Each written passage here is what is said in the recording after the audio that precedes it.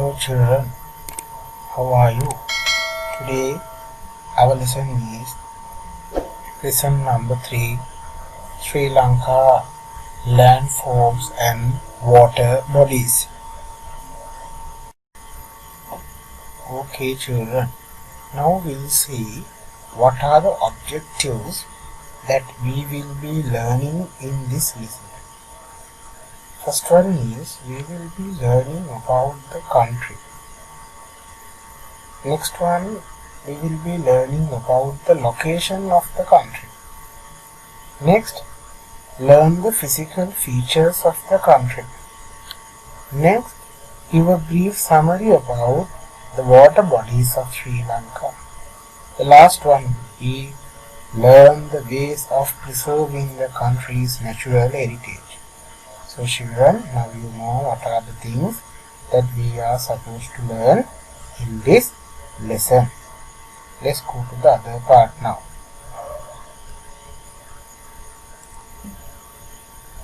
Right. Now let's talk about the location and the boundaries of Sri Lanka. Sri Lanka is located in the continent of Asia and lies in the northern hemisphere. Sri Lanka is an island in the Indian Ocean. It is surrounded by the Bay of Bengal in the east, the Arabian Sea in the west, and the Indian Ocean in the south. To the north of Sri Lanka is a narrow stretch of water called the Pork Strait. The Pork Strait connects the Bay of Bengal and the Arabian Sea. To the north of the Pork Strait lies India, Sri Lanka's closest neighbor. So you can see in the slide now, I have given from different colors the location, direction wise, the situated countries as well as the situated places. From the east, the Bay of Bengal, from the west, the Arabian Sea, from the south, the Indian Ocean, and from the north, you have the Pork Strait. Okay, let's move on to the other slide now. Right, now let's learn about the physical features of the country. There are 3 distinct regions in Sri Lanka based on their height above the sea level. They are the Central Highlands, the Plains, and the Coastal Belt. You can see those in the map on the slide. The outermost region is the Coastal Belt. It is made up of scenic sand features and lagoons. The next distinct region are the plains. Most of the island surface consists of plains between 30 and 200 meters above the sea level. So you can see with the mentioned colors in the map. The Central Highlands are located in the heart of the country. It is a high plateau running from north to south. The highest mountain of Sri Lanka, the Pidurutaradala, lies here. At the plateau's southern end are mountain ranges that run towards the Adams Peak and Namamukkala. To the west of the Central Highlands is the Hatton Plateau. To the east are the hills of the Uva Basin. To the north of Central Highlands, beyond broad valleys, lies another highland called the Knuckles Massif. So you can see the more details are available in page number 22 and 23, but a small summary is available on the slide which is in front of you now. The 3 distinct regions, Central Highlands, the Plain, and the Coastal Belt. So these are very nice things to study, the location of the country, the physical features of the country. So now we learn about the location, the physical features of the country. So let's move on to the other part of the lesson. Right, so whatever I have discussed previously is here appearing now about the Samarana Peak and the Namamukkala. To the west you have the Central Highlands and the Hatton Plateau. And next one is about the Uva Basin. and the last one is about the knuckles message. So these things I have discussed you in the previous slide also. This is a very nice thing. You can read more about this to get more understand and more details about this part of the lesson. So we soon move on to the other part of the lesson. Right, the next part is about the water bodies of Sri Lanka. So let's read in details. The rivers of Sri Lanka rise in the central highlands and flow south towards the Indian Ocean. Most of these rivers are short, but there are a number of long rivers too. The longest river is the Waterbodies. It is 335 kilometers, 335 kilometers long. In the highland, the rivers flow with great speed down the mountains and often give rise to waterfalls. So children, this is the way how waterfalls are created. Here are some of the beautiful rivers that you find in the country. You can see on the pictures some very beautiful waterfalls as well as some beautiful rivers that you can find in the country. Of course, you may have visited these places, sometimes you may have not, but anyway, our country is very much rich, very good. We have lot of water bodies around the country. So this is what we are learning about the landforms and the water bodies of the country. So let's move on to the other side of the lesson. Right, now here they are going to talk some more details about a lagoon. You see what a lagoon is, right? So before that I need to talk something related to these water bodies. So all the beaches of the coastal line, the natural curved parts of the land gives rise to beautiful lagoons and bays. A lagoon is a body of water that is separated from a bigger water body by a thin barrier of land. Some of the famous lagoons are Vetikalo, Jaffna Lagoon, Nigambu Lagoon and Puttalam Lagoon. The Ventur Lagoon is one of the loveliest lagoon in Sri Lanka. So children, now you can see how nice it is. Right, a lagoon is a body of water that's separated from bigger water body by a thin barrier of land. See how nice it is. Sometimes you may have visited these places, right? The Vetikalo, the Jaffna, the Nigambu, Puttalam and the Ventur Lagoon. Sometimes you may have visited these places, but you may have not know about this location of a lagoon. So now, next day when you visit these places, you know exactly what these pieces of lands belong into.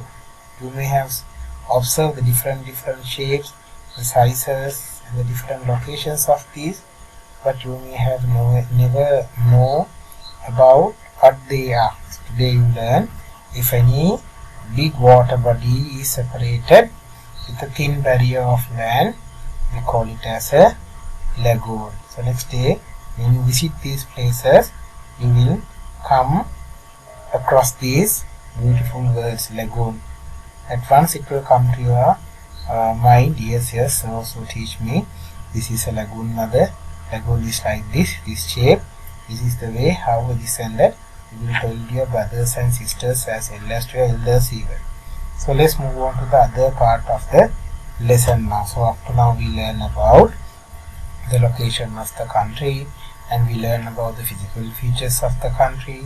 Next we jump on to the water bodies of the country and we talk about a special location or special piece of land.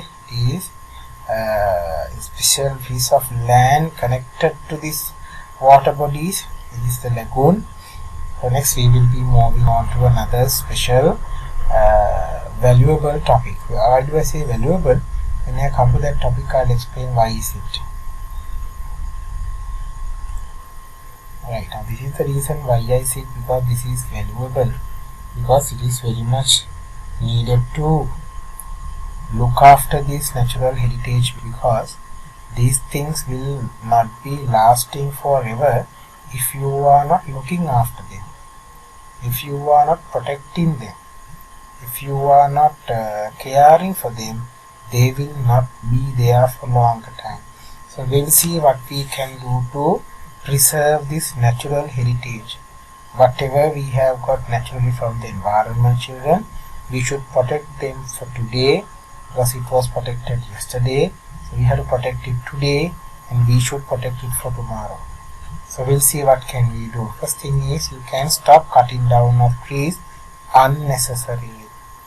Right? There are some ways that you understand what this unnecessary mean. Without a reason, don't try to cut the trees. Once if you cut the tree, you should plant some trees. Stop hunting animals and birds living in that environment. Because there are some animals who have got practice to this, and sometimes your killing of animals may make the environment filled with animals extinct, and then they will never live anymore in this forest. So when these animals are not there, they will be not supporting the environment for the balance of the environment. So make them to live for some more time. Next one is keep the place clean. That of course you know what this means, right? If you are visiting these places, please don't try to throw polythene bags, whatever the stuff, please try to collect them and bring them back with you. Because animals, they keep the place very clean. We people try to jump there and make it a unsuitable, unclean, unmatching place for them to live and for us to visit there also. So keep it in your mind that if you are visiting these places, that is very important to keep it in your mind to keep the place clean. Right? Because we are the people, those who go there and make it a dirty place for everybody to live. Otherwise, it is a very good place. Next one is you have to protect the wildlife habitat. Don't try to take away the animals or don't try to kill the animals, because people try to kill the animals for money. Sometimes they hunt animals for flesh. There are so many issues.